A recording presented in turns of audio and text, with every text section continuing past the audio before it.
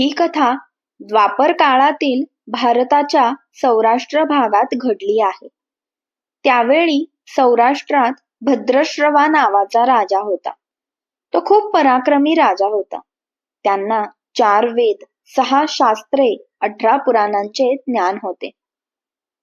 त्यांच्या राणीचे नाव सुरचंद्रिका होते. राणी दिसायला सुंदर, सद्गुणी आणि दयाळू होती. त्या दोघांना 7 मुले आणि त्यानंतर 1 मुलगी झाली. मुलीचे नाव श्यामबाला. एकदा महालक्ष्मीजींनी त्या राजाच्या राजप्रसादात जाऊन राहण्याचा विचार केला. याने राजाला दुप्पट संपत्ती मिळेल आणि या संपत्तीने तो आपल्या प्रजेला अधिक सुख देऊ शकेल. जर माता लक्ष्मी गरीब व्यक्तीच्या घरात राहते आणि त्याला संपत्ती मिळते, तर तो स्वार्थी व्यक्तीप्रमाणे फक्त स्वतःवर खर्च करतो. असा विचार करून श्री महालक्ष्मीजींनी वृद्ध ब्राह्मण स्त्रीचे रूप धारण केले. हातात काठी घेऊन ती काठीच्या सहाय्याने राणीच्या दारात पोहोचली. वृद्ध स्त्रीच्या रूपातही लक्ष्मीजींचा विस्मयकारक चेहरा आणि दिव्यत्व प्रकट करत होता.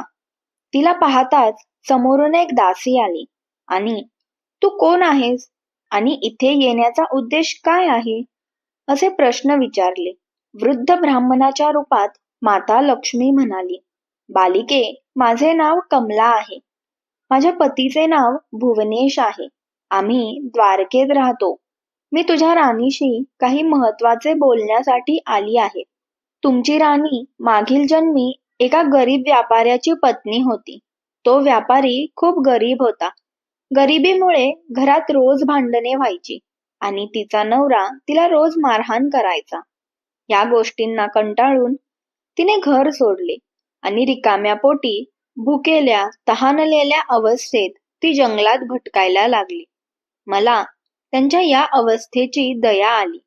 मग मी त्यांना सुख आणि संपत्ती देणाऱ्या श्री महालक्ष्मीची कथा सांगितली. माझ्या सांगण्यावरून त्यांनी श्री महालक्ष्मीचे व्रत केले. श्री महालक्ष्मी प्रसन्न होऊन तिचे दारिद्र्य दूर झाले.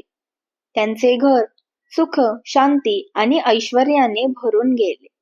त्या जन्मात त्यांनी अनेक वर्षे व्रत केले. लक्ष्मी व्रत पाळल्यामुळे त्यांना लक्ष्मी लोकात स्थान मिळाले. ते लक्ष्मी लोकात राहिले.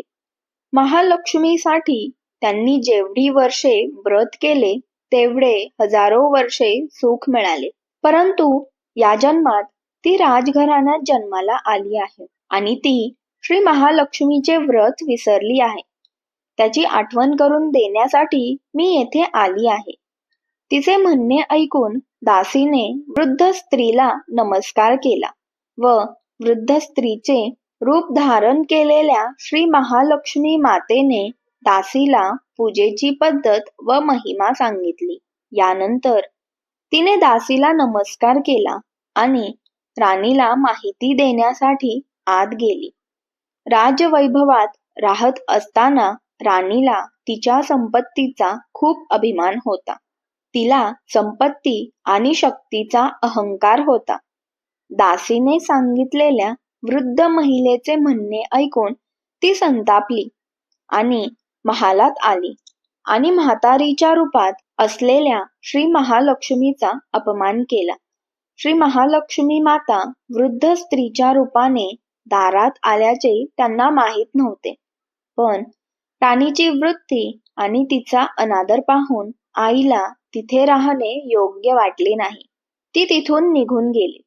वाटेत ती राजकुमारी श्यामबालाला भेटली. तिने श्यामबालाला सर्व काही सांगितले. श्यामबालाने तिच्या वतीने श्री महालक्ष्मी मातेची क्षमा मागितली. आईला तिची दया आली. त्यांनी श्यामबालाला श्री महालक्ष्मी व्रताबद्दल सांगितले. तो दिवस होता मार्गशीर्ष महिन्याचा पहिला गुरुवार. श्यामबालाने श्री महालक्ष्मीचे व्रत अत्यंत भक्तिभावाने केले. त्यामुळे तिचा विवाह राजा सिद्धेश्वराचा मुलगा मालाधर याच्याशी झाला. ती संपत्ती, ऐश्वर्य, वैभवाने श्रीमंत झाली. पतीसोबत सासरच्या घरी आनंदाने दिवस घालवू लागली. येथे श्री महालक्ष्मीचा राणीवर कोप झाला. त्यामुळे राजा भद्रश्रवाचे राज्य आणि व्यापार नष्ट झाला. तो उपासमारीच्या मार्गावर होता. अशा स्थितीत एके दिवशी राणीने राजाला विनंती केली, आपला जावई एवढा मोठा राजा, श्रीमंत, ऐश्वर्यवान आहे, त्याच्याकडे का जात नाही? त्याला तुमची स्थिती सांगा, तो आपल्याला नक्कीच मदत करेल. यावर राजा भद्रश्रव आपल्या जावयाकडे निघाला. राज्यात पोहोचल्यावर थोडा वेळ विश्रांती घेण्यासाठी तो तलावाच्या काठी थांबला. तलावातून पाणी आणण्यासाठी येताना 10 जणांनी त्याला पाहिले. त्यांनी विनम्रपणे त्याची चौकशी केली. जेव्हा त्यांना समजले की ते राणी श्यामबालाचे वडील आहेत, तेव्हा त्यांनी धावत जाऊन राणीला सर्व प्रकार सांगितला. राणीने दासीकडे राजेशाही पोशाख पाठवला आणि श्यामबालाच्या वडिलांचे मोठ्या थाटामाटात स्वागत व सत्कार करून त्यांची खाण्यापिण्याची व्यवस्था केली. परत येताना राणी श्यामबालाने वडिलांकडे सोन्याच्या शिक्क्यांनी भरलेला एक हंडा दिला. राजा भद्रश्रव परत आला तेव्हा राणी सूरतचंद्रिका त्याला पाहून आनंदित झाली. त्याने सोन्याच्या नाण्यांनी भरलेला हंडा उघडला, पण अरे देवा, हंड्यामध्ये सोन्याच्या शिक्क्यांऐवजी कोळसा सापडला. हे सर्व श्री महालक्ष्मीच्या कोपामुळे घडले. या अवस्थेत आणखी बरेच दिवस गेले. यावेळी राणी स्वतः तिच्या मुलीकडे गेली. तो दिवस मार्गशीर्ष महिन्याचा शेवटचा गुरुवार होता. श्यामबालाने उपवास करून श्री महालक्ष्मीची पूजा केली. तिने आईलाही व्रत करायला लावले. त्यानंतर राणी तिच्या घरी आली. श्री महालक्ष्मीचे व्रत केल्याने त्यांना पुन्हा राज्य, सुख, समृद्धी आणि ऐश्वर्य प्राप्त झाले. ती पुन्हा सुखी, शांत, आनंदी जीवन जगू लागली. काही दिवसांनी राजकन्या श्यामबाला तिच्या वडिलांच्या घरी आली. सूरतचंद्रिकाला तिला घरी आलेले पाहून जुन्या गोष्टी आठवल्या. कसे श्यामबालाने तिच्या वडिलांना कोळसा भरलेला हंडा दिला होता आणि काहीही मदत केली नव्हती. त्यामुळेच श्यामबाला वडिलांच्या घरी आल्यावर त्यांना आदर आणि आदरातिथ्य मिळाले नाही. उलट अनादरच मिळाला. पण त्यांची यावर काहीही हरकत नव्हती. घरी परतत असताना तिने वडिलांच्या घरून थोडे मीठ घेतले. राणी श्यामबाला घरी परत आल्यावर तिच्या नवऱ्याने विचारले, तुझ्या माहेरून काय आणले आहेस? यावर तिने उत्तर दिले, मी तिथलं सारं आणलं आहे. नवऱ्याने विचारलं, याचा अर्थ काय? श्यामबाला म्हणाली, जरा धीर धरा, सर्व काही कळेल.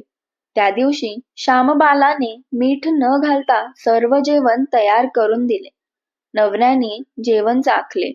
संपूर्ण जेवण मिठाशिवाय होते, त्यामुळे चव नव्हती. मग श्यामबालाने ताटात मीठ टाकलं, त्यामुळे सगळं जेवण चविष्ट वाटू लागलं. तेव्हा श्यामबाला आपल्या पतीला म्हणाली, हे सारं आहे, तिच्या माहेरून आणले आहे. पतीला तिचा उद्देश समजला. मग दोघेही मस्करी करत जेवू लागले. असे म्हटले जाते की अशा प्रकारे जो कोणी श्री महालक्ष्मीची भक्तिभावाने पूजा करतो त्याला मातेचा आशीर्वाद प्राप्त होतो. सुख, संपत्ती, शांती प्राप्त होते. सर्व मनोकामना पूर्ण होतात. पण हे सर्व मिळाल्यावर आईची पूजा विसरता कामा नये. प्रत्येक गुरुवारी व्रत अवश्य करावे. अशा प्रकारे श्री महालक्ष्मीची महिमा भक्तांच्या मनोकामना पूर्ण करते. अशा पद्धतीने श्री महालक्ष्मीची मार्गशीर्ष महिन्यातील गुरुवार कथा संपूर्ण झाली. गोष्ट आवडल्यास चॅनलला लाईक, शेअर आणि सबस्क्राईब करायला विसरू नका.